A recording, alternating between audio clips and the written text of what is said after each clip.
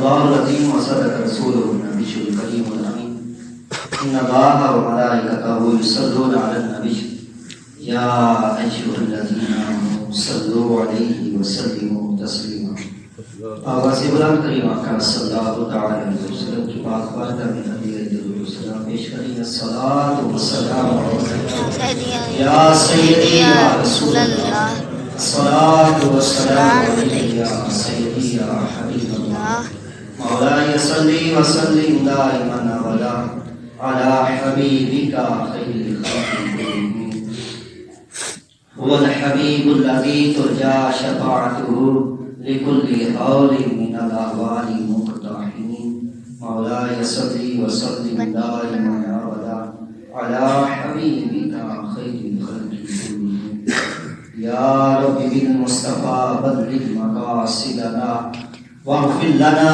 ما مضى يا واسع الكرم مولاي صل وسلم دائما أبدا على حبيبك خير الخلق كلهم اللہ تعالیٰ کی حمد و ثنا پیارے محبوب کبریا احمد مجتبی محمد مصطفیٰ صلی اللہ علیہ وسلم کی پاک بارگاہ میں ہدیہ درود و سلام پیش کرنے کے بعد دلی دعا ہے اللہ رب العزت مجھ بندہ نجیز کو حق سچ بیان کرنے کی توفیق عطا فرمائے، مجھے صلاح کا آپ کو سن کر اس پر عمل پیدا ہونے کی توفیق عطا فرمائے۔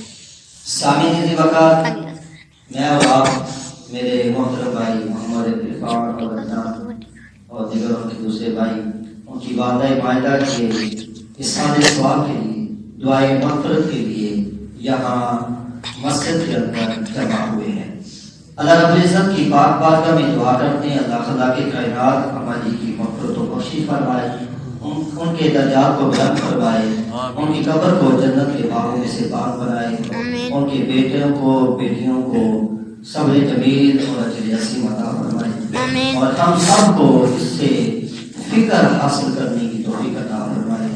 رب العزت اماں جی کے جانے سے ہمارے دلوں کو بھی فکر آخرت عطا فرمائے، آخرت کی فکر کرنے کی توفیق عطا فرمائے۔ میں نے آپ کے سامنے قرآن مجید برہان رشید کی جو آیات بینات پڑھی، میری کوشش ہوگی کہ میں آپ کو قرآن کی آیات بینات کا ترجمہ پڑھ کے سنا دوں، ادھر ادھر جانے کی بجائے آیات بینات کو سمجھانے کی کوشش کروں۔ اگر وہ ہماری سمجھ کے اندر آ گئی تو انشاءاللہ تعالی ہماری دنیا بھی سمجھ جائے گی اور آخرت بھی سمجھ جائے گی۔ میں چند آیات کا آپ کو ترجمہ صرف سناؤں گا اور اسی کے تحت ہی بات کروں گا۔ سامعین ذی وقار، اللہ خدا کی کائنات نے ارشاد فرمایا الہاکم التکاثر، ہلاکت میں ڈالا تمہیں ہرس نے، یہ دنیاوی ہرس لالچ، فرمایا کہ اتنا تمہیں اندھا کر دیا اس ہرس نے کہ حتی زرتم المقابر، حتیٰ کہ تم قبروں پر جا پہنچے، بھول گئے یہاں آنے کا جو مقصد تھا، بھول گئے ہیں ہمیں جو زندگی عطا کی گئی ہے کس مقصد کے لیے دی گئی ہے، جب مر گئے تب جا کے اس دنیا کا ہرس ہمارے دلوں سے نکلا۔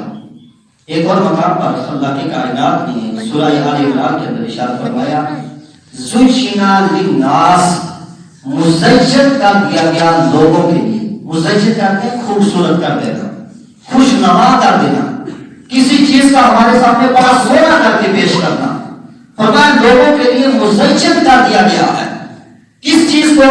فرمایا حب الشہوات، شہوات کی محبت کو۔ اب شہوات کہتے کس کو ہے؟ ہمارے دل میں جو چیز پیدا ہوتی ہے، ہم جس چیز کی چاہت رکھتے ہیں، جو ہم کرنا چاہتے ہیں اس کو شہوت کہتے ہیں، خواہش کہتے ہیں۔ ہمارا دل کہتا ہے کہ یہ کام ہو، یہ چیز حاصل کر لو، یہ میرے پاس ہونی چاہیے، تو اس کو شہوات میں سے شمار کیا جاتا ہے۔ فرمایا کہ جب کسی چیز کی چاہت پیدا ہوتی ہے، خواہش پیدا ہوتی ہے، پھر اس کو ایک محبت کے درجے میں لے کے جایا جاتا ہے۔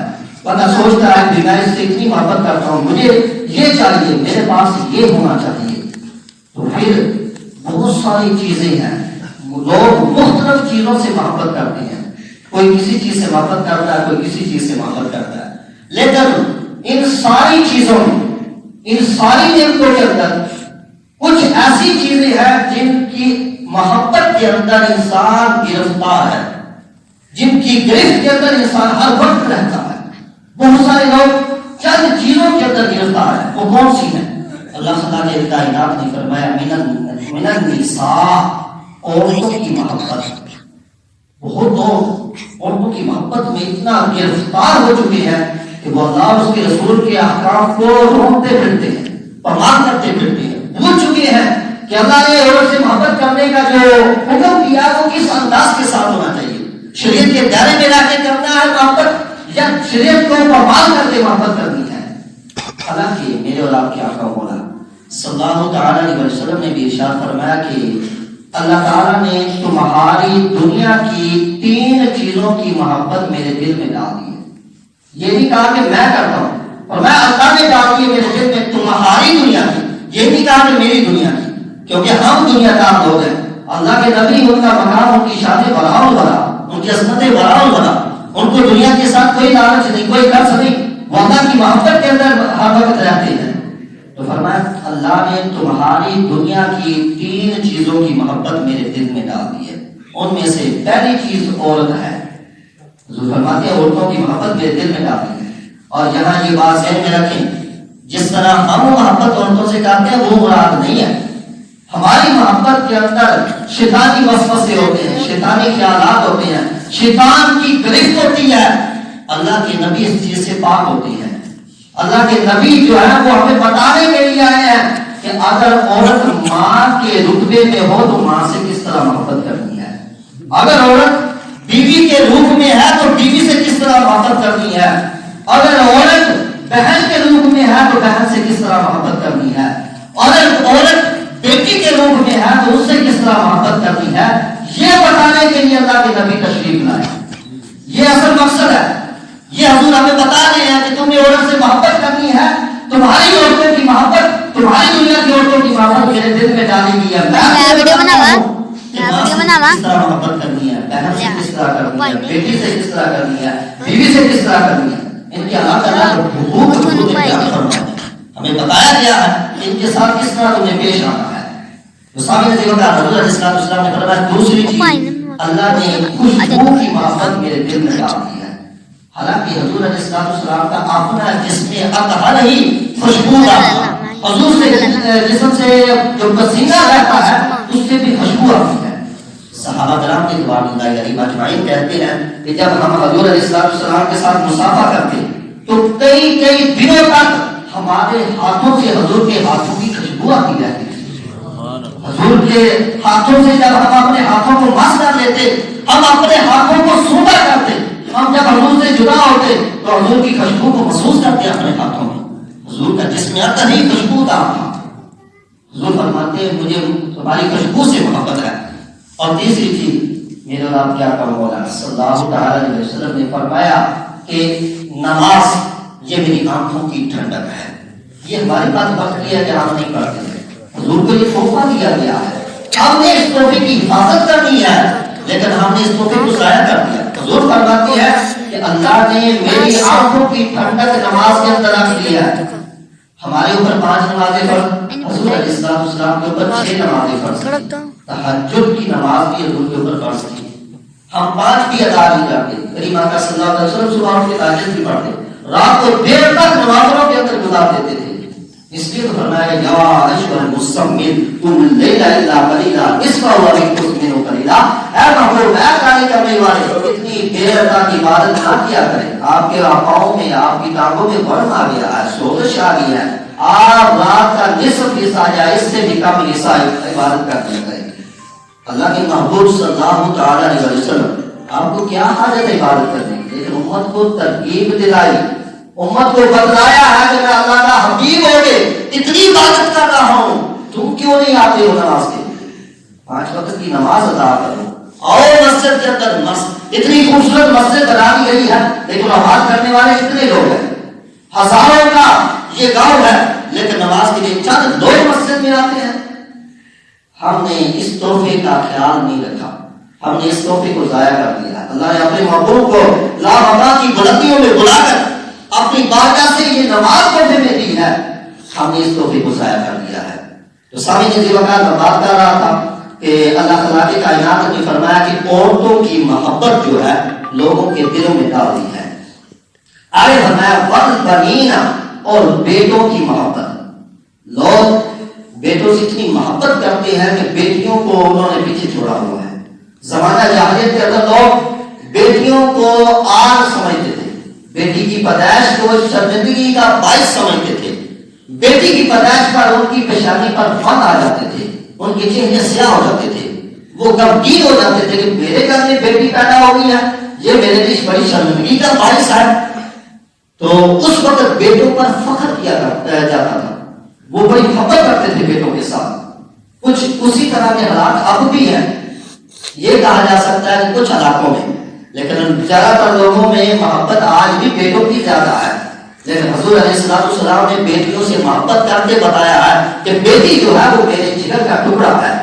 حضور علیہ السلام نے فرمایا بیٹی سے محبت کرو، یہ اپنے باپ سے بڑی محبت کرتی ہے، اپنے باپ کے سروں سے جوئیں نکالتی ہے۔ یہ حدیث کے الفاظ ہیں، حضور فرماتے ہیں بیٹیاں جو ہے باپ کے سر کی جوئیں نکالا کرتی ہیں۔ یہ ایک محبت کا ایک انداز بیان کیا کریم آقا صلی اللہ علیہ وسلم۔ حضور جاتے ہیں سفر کے لیے، بیٹی کے گھر میں تشریف لاتے ہیں، بیٹی کا ماتھا چومتے ہیں، سفر سے واپس تشریف لاتے ہیں، بیٹی کے گھر میں پہلے جاتے ہیں، بیٹی کا جا کے ماتھا چومتے ہیں۔ حضور علیہ السلام کی بارگاہ میں بیٹی آتی ہے، حضور کھڑے ہو کے استقبال کرتے ہیں، حضور اپنی بیٹی کے پاس جاتے ہیں، بیٹی کھڑی ہو کے باپ کا استقبال کرتی ہے۔ یہ بیٹیوں کے ساتھ ایک محبت کا اور سلوک کا انداز بیان کیا میرے رب کے آقا مولا صلی اللہ علیہ وسلم نے۔ تو فرمایا کہ لوگوں کے لیے مزین کر دیا گیا، خوشنما کر دیا گیا عورتوں کی محبت کو اور بیٹوں کی محبت کو۔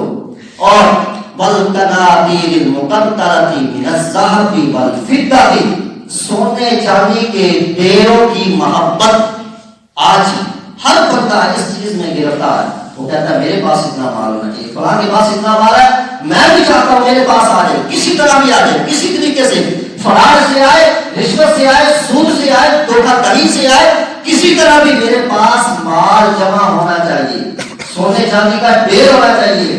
آج میرے پاس ہونا نہیں تو اس کے ڈھیر ہونے چاہیے، میرے پاس چاندی کے ڈھیر ہونے چاہیے۔ یہ خواہش ہے، یہ مسجد کر دیا گیا دلوں کے اندر علیہ السلام۔ تو انسان کے دل میں اتنی زیادہ محبت ہے مال کی، علیہ میرے اور آپ کیا کہوں گا، صلی اللہ علیہ وسلم نے فرمایا اگر انسان کے پاس ایک واٹی سونے کی ہو تو اس کے دل میں خواہش ہوتی کاش دو ہوتی، اگر دو ہوتی تو وہ اس کے دل میں خواہش ہوتی کاش تین ہوتی، حتیٰ کہ اس کی خواہش بڑھتی جاتی ہے۔ حضور علیہ السلام نے فرمایا کہ اس کی خواہش ختم نہیں ہوتی، مٹی یہ زمین کی جو مٹی ہے، قبر کی مٹی ہی اس کے پیٹ کو بھرے گی۔ اس لیے فرمایا الہاکم التکاثر حتی زرتم المقابر، کہ تم میں ہلاکت میں ڈال دیا تمہارے ہرس نے حتیٰ کہ تم قبروں تک جا پہنچے۔ اور آگے فرمایا والخیل المصومۃ، نشان زدہ گھوڑے، اس وقت اس دور کے اندر گھوڑا جو تھا یہ ایک بہترین سواری ہوا کرتا تھا، لوگ گھوڑوں سے بڑی محبت کرتے، بڑے بڑے خوبصورت بڑے حسین گھوڑے پالا کرتے تھے۔ تو گھوڑے جس کے پاس اچھے سے اچھا گھوڑا ہوتا اس کے اوپر وہ فخر کرتا، اس کے لیے بڑی چیز تھی۔ آج کے دور میں ہم دیکھیں تو بڑی بڑی گاڑیاں، یہ اس وقت گھوڑے سواری تھے تو آج بڑی بڑی گاڑی، کیونکہ جدت آ گئی نا، جدید دور ہے تو آج بڑی گاڑیوں کے اوپر لوگ فخر کرتے ہیں۔ یہ بڑی خوبصورتی پیدا کر دی گئی گاڑیوں کی ہمارے دلوں کے اندر علیہ السلام۔ اور آگے فرمایا والخیل المصومۃ والانعام والحرث، جانوروں کی محبت، کھیتیوں کی محبت، لوگ چاہتے ہیں میرے پاس اتنا مال ہونا چاہیے، اتنے جانور ہونے چاہیے، میرے پاس اتنے مرتبے اتنے ایکڑ ہونی چاہیے زمین، یہ مزین کر دیا گیا لوگوں کے دلوں کے اندر علیہ السلام۔ اللہ تعالیٰ نے کائنات فرمایا تم ان سے محبت کرتے ہو نا، ذالک متاع الحیات الدنیا، یہ تمہاری دنیا کی زندگی کا سامان ہے، آگے نہیں ہے، تمہاری دنیا کی زندگی جتنی دیر بھی تم زندہ رہو کوئی پتہ نہیں کب ختم ہو جائے، تمہاری دنیا کی زندگی کا سامان ہے بس۔ واللہ عندہ حسن المآب، اللہ کے پاس اس سے بہتر ٹھکانہ ہے۔ تم نے بہت کچھ جمع کیا لیکن اللہ کے پاس بڑا اچھا ٹھکانہ ہے۔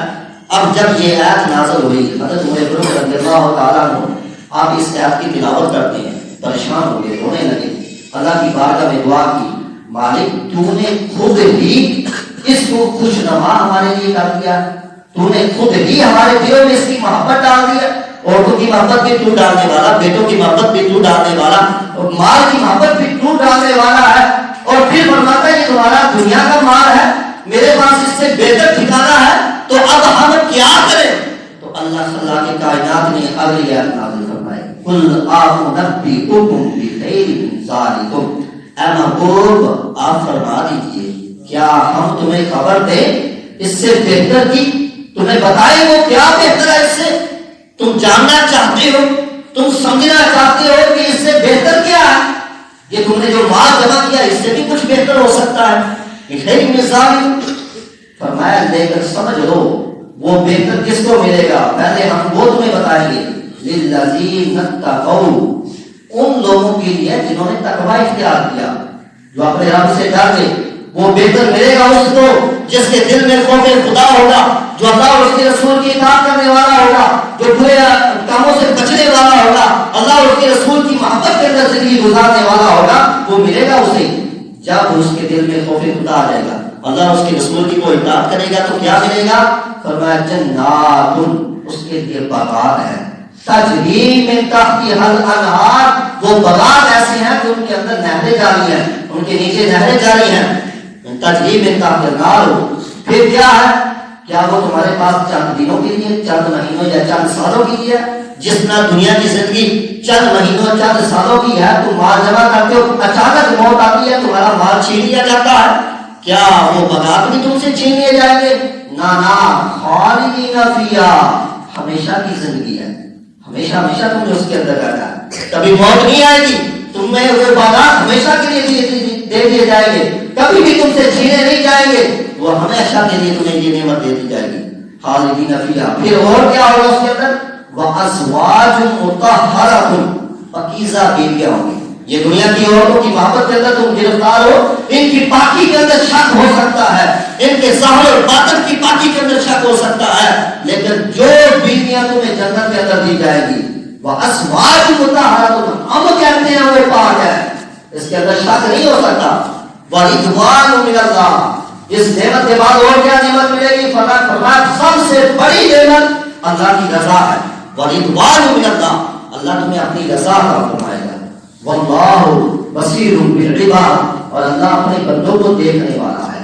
तुम आज कहोगे हम बड़े मुत्तकी हैं, परहेजगार हैं, बड़े नमाजी हैं, बड़े सदकात और खैरात का इत्मीनान करने वाले हैं, लेकिन अल्लाह ताला तुम्हारे दिलों से भी वाकिफ है, अल्लाह ताला जानता है तुम्हारी नियतों को, अल्लाह ताला वाकिफ है तुम्हारे हाथ से, कौन मेरी इबादत करता है, किसके दिल में मेरा खौफ है, कौन मुझसे डरने वाला है, कौन मेरा खौफ रखने वाला है, कौन मुझे और मेरे रसूल को राजी करने वाला है, कौन मेरे दुश्मनों के साथ उठता बैठता है। अल्लाह ताला फरमाता है हम देख रहे हैं तुम्हें। और एक मकाम पर अल्लाह ताला ने कायनात में इरशाद फरमाया, इलमू अन्नमल हयातुद दुनिया लइबुन व लहव व ज़ीनतुन व तफाखुरुन बैनकुम व तकासुरुन अमवाल। अल्लाह ताला फरमाता है लोगों जान लो, ये जो दुनिया की जिंदगी है ये लहव व लाभ है। लहव व लाभ कहते हैं खेल को, खेल कहते हैं तमाशे को, ये तमाशा खत्म होने वाला है, ये खेल खत्म होने वाला है, ये लहव व लाभ खत्म होने वाला है। फरमाया जान लो ये तुम्हारी दुनिया की जिंदगी जो है ये लहव व लाभ है, ये खेल है, ये तमाशा है, ये खत्म होने वाला है। तुम वज़ीनतुन व तफाखुरुन, तुम जीनत इख्तियार करते हो, फख्र करते हो किस बात के ऊपर? व तकासुरुन फिल अमवाली वल औलाद, औलाद की कसरत पर फख्र करते हो, माल की कसरत पर फख्र करते हो। जिसके पास औलाद है वो कहता मेरे पास मेरी औलाद है, मेरे बेटे है, मेरे बेटे जवान है, मेरा बाजू है, मेरी ताकत है। जिसके पास माल है वो कहता मेरे पास बड़ा माल है, मैं यूं कर दूंगा, फला कर दूंगा। अल्लाह ताला फरमाता है इन्नमा अमवालुकुम व औलादुकुम फितना, तुम्हारी औलाद, तुम्हारा माल तुम्हारे लिए आज़माइश है, तुम्हारे लिए फितना है। ये तुम्हें माल दिया गया, ये तुम्हें औलाद दी गई है, तुम्हें आज़माइश के अंदर डाल दिया गया है कि अल्लाह ने ये औलाद तुम्हें दिया है। पूछा जाएगा कि ये औलाद को तुमने किस तरफ लगाया है? औलाद को दीन सिखाया है, औलाद को हलाल खिलाया है, औलाद को अल्लाह और उसके रसूल की इताअत के अंदर लगाया या नहीं लगाया है? अल्लाह ताला फरमाता है ये आज़माइश है, ये फितना है तुम्हारे लिए। कल पूछा जाएगा कि तुझे इतने बेटे दिए गए, इन बेटों को फरमा बरदारी में लगाया था या नाफरमानियों के अंदर लगाया था? इनको हराम और हलाल की तमीज सिखाई थी या नहीं सिखाई थी? शरीयत के मसाइल सिखाए थे या नहीं सिखाए थे? ये तुमसे पूछा जाएगा, सवाल किया जाएगा। और ये जो तुम्हें माल दिया गया है इसके बारे में भी पूछा जाएगा। सुम्मा ला तुसअलुना यौमइज़िन अनिन नईम, अल्लाह ताला फरमाता है क़यामत का दिन आने वाला है, उस दिन एक एक नेमत के बारे में तुमसे सवाल होगा। ये नहीं हो सकता कि तुम्हें कोई नेमत दी जाए पूछा ही ना जाए, نے تمہیں دیا ہے، ہر چیز کے بارے میں سوال ہوگا. اس دن پوچھا جائے گا یہ جو نعمت حاصل کی تھی کس طریقے سے حاصل کی تھی، یہ جو تم نے مال جمع کیا تھا کون سا طریقہ اختیار کیا تھا، رشوت لی تھی، سود لیا تھا، کسی کے ساتھ فراڈ کیا تھا، چوری کی تھی، کسی سے دھوکے کے ساتھ چھین لیا تھا، یہ مال کس طرح جمع کیا تھا. ہاں تو نے جمع کر لیا، اگر یہ تو نے حلال طریقے کے ساتھ جمع کیا ہے، لیکن بتا حلال طریقے سے جمع کیا ہوا مال خرچ کس طریقے سے کیا ہے، وہ حلال جگہوں پر خرچ کیا یا حرام جگہوں پر، وہ مال تم نے کس طریقے کے ساتھ خرچ کیا ہے. بتا تو صحیح ہے کہ ایک چیز کا حساب دے، یہ نعمت تمہیں دی گئی ہے، یہ تمہیں مال دیا گیا ہے، اس مال کو لگایا کہاں تم نے، ایک ایک پائی کا حساب ہوگا، ایک ایک ذرے کا حساب ہوگا. وَمَن يَعْمَلْ مِثْقَالَ ذَرَّةٍ خَيْرٍ يَرَهُ وَمَن يَعْمَلْ مِثْقَالَ ذَرَّةٍ شَرٍّ يَرَهُ. ہر خیر اور برائی کے بارے میں پوچھا جائے گا، ایک ایک ذرے کا حساب دینا پڑے گا. کیا کرے گا بندہ اس وقت، یہ اولاد یہ مال جس کے اوپر آج فخر ہے، کل قیامت کے دن اس کا حساب و کتاب دینا اتنا مشکل ہو جائے گا. کبھی سوچا ہے، کبھی خبر دی ہے اس چیز کی، کبھی محاسبہ کیا اپنے آپ کا کہ یار میں نے اس کا حساب بھی دینا ہے. کل قیامت کے دن مجھ سے پوچھا جائے گا میں کیا کروں گا، میرے پاس کیا ہے، میرے پاس تو کچھ بھی نہیں ہے، میں نے تو بڑی دوڑ بات کی ہے اس کو جمع کرنے کی، لیکن کبھی سوچا نہیں ہے کہ اس کا حساب و کتاب بھی ہوگا. تو سامنے کی وقت ضرورت ہے اس چیز کی کہ ہم لوٹیں، پلٹ کے آئے اس طرف جس طرف ہمیں رسول اللہ لے کر جانا چاہتے ہیں، جو رستہ ہمیں حضور علیہ السلام بتا دیے ہیں اس رستے کی طرف آنا پڑے گا، اس رستے کو سمجھنا پڑے گا. وہ شریعت مصطفیٰ جو ہمیں حضور دے کے گئے ہیں اس شریعت کو سمجھنا ہوگا، اس کے مطابق زندگی گزارنی ہوگی. ایک پل کی خبر نہیں ہے، بچے پیدا ہونے والے بچے سے لے کر 100 سال کی زندگی گزارنے والے تک ہر کوئی مر رہا ہے اور ہماری آنکھوں کے سامنے مر رہا ہے. ہم کہیں کہ ہم بوڑھے ہو جائیں گے، یہ ہماری بہت بڑی بھول ہے. کوئی بوڑھا یہ سمجھے کہ میں ابھی جینے والا ہوں، میری زندگی ابھی اور بڑی باقی ہے، میں نے پوتوں پوتیوں کی شادی کرنی ہے، تو یہ اس کے لیے بہت بڑا دھوکہ ہے. ایسا نہیں ہو سکتا. نہ کوئی بوڑھا زندہ رہنے والا، نہ جوان، نہ بچہ، کبھی بھی کسی کو موت آ سکتی ہے. اور موت ایسی چیز ہے اس کا انکار نہیں کیا جا سکتا. لوگ بڑے بڑے آئے، بڑے بڑے مذاہب والے آئے، بڑی بڑی نسلوں اور بڑے بڑے قبیلوں والے آئے، ہر کسی نے اللہ تعالیٰ کی کائنات تک کا انکار کیا، لیکن موت کا انکار کسی نے نہیں کیا. ہر مذہب والا موت کو مانتا ہے. تو ہم کس بول کے اندر ہیں، ہمیں تو راستہ ہی سیدھا بتایا گیا ہے، ہمیں تو لگائے ایسے راستے پر دیا گیا ہے جو جھٹلایا ہی نہیں جا سکتا. تو خدا را میری آپ تمام احباب سے یہ اپیل ہے، آج موقع ہے ہمارے پاس، کوئی بچہ ہے، جوان ہے، بوڑھا ہے، دین کو سیکھیے، دین کو سمجھیے، دین کو سیکھ کر اس پر عمل کرنے کی کوشش کیجیے. ہماری کوشش تو ہونی چاہیے نا، کوشش تو کریں، اس پر ہمیں مکمل طور پر فوقیت ملے یا نہ ملے، تکمیل ہم کر سکیں یا نہ کر سکیں، اس کو مکمل کر سکیں یا نہ کر سکیں، عمل کر سکیں یا نہ کر سکیں، کوشش تو کرے نا بندہ، نیت تو کرے نا. جب نیت کرے گا تو اللہ تعالیٰ اس کو پائے تکمیل تک بھی پہنچا دے گا. نیت درست ہونی چاہیے. انما الاعمال بالنیات، اعمال کا دار و مدار جو ہے وہ نیت کے اوپر ہے. جب نیت درست ہو جائے گی باقی اعمال بھی درست ہو جائیں گے. کوشش کریں، مسائل کو سیکھیں، نماز کے جو مسائل ہیں ان کو سیکھنے کی کوشش کریں، نماز کو یاد کریں. میں الحمدللہ تقریباً 10-12 سال ہوئے اسی فیلڈ کے اندر ہوں، بہت سارے لوگوں سے واقف ہوں، لوگوں کو کلمے نہیں آتے، پہلا کلمہ لوگوں کو نہیں آتا ہے. میں وقت یہاں تک یہ بات بھی کہہ دوں گا کہ ہمارے ملک کے سربراہ سے لوگ گزرے ہیں، بادشاہ سے گزر کے حساب کا جن کو کلمہ پڑھنا نہیں آیا، سورہ اخلاص تک نہیں آتی، نماز نہیں آتی، اور وہ لوگوں کو مذہب کا بھاشن دے رہے ہوتے ہیں، لوگوں کو مذہب کی تبلیغ کر رہے ہوتے ہیں، اور مفتیان کرام علماء کرام کے خلاف بکواسات کر رہے ہوتے ہیں. خود کو کلمہ تک نہیں آتا، نماز نہیں آتی، پتہ نہیں ہوتا کہ رکوع و سجود کس انداز کے ساتھ کرنا ہے، لیکن لوگوں کے علماء کے اوپر تنقید ان کا ایک پروپیگنڈا ہے. تو خدا را مسائل کو سیکھیں، نماز کو یاد کریں، نماز کے ترجمے کے ساتھ یاد کرنے کی کوشش کریں، قرآن کو یاد کرنے کی کوشش کریں، قرآن کو سمجھنے کی کوشش کریں، اپنی اولاد کو قرآن سکھائیں، اولاد کو قرآن سمجھائیں. ہم دنیاوی تعلیم کے لیے کیا کچھ نہیں کرتے. صبح بچہ اٹھتا ہے تو اٹھاتے کس وقت ہے جب اسکول کا ٹائم ہونے والا ہوتا ہے، اس بچے کو نہلاتے ہیں، منہ دھوتے ہیں، اس کا اچھے کپڑے اس کو پہناتے ہیں، اس کو پیسے دے کے دنیاوی تعلیم دلواتے ہیں. اور کوئی خبر نہیں ہے یہ بچہ راستے میں جاتے جاتے مر جائے. اور بہت سارے مرے ہیں ایسے لوگ, بہت ساروں کے بچے مر گئے ہیں اسکول کے اندر ہی, اسکول میں جاتے ہوئے مر گئے ہیں, لیکن وہ بچہ ان کے کام نہیں آنے والا. بچہ وہی کام آئے گا جو دین کے لیے نکلا, دین کے رستے پر نکلا. حضور علیہ السلام نے ارشاد فرمایا جو بچہ دین سیکھتے, بلکہ بچے کا ذکر نہیں, جو دین سیکھتے ہوئے مر جائے وہ شہادت کی موت مرے گا. آپ بڑے سے بڑے عالم دین کو بیان سنیے, وہ کہے گا میں تو طالب علم ہوں. کیوں کہتے ہیں؟ اس لیے کہ میں سیکھ رہا ہوں, میں چاہتا ہوں میری موت ہو تو شہادت کی موت ہو.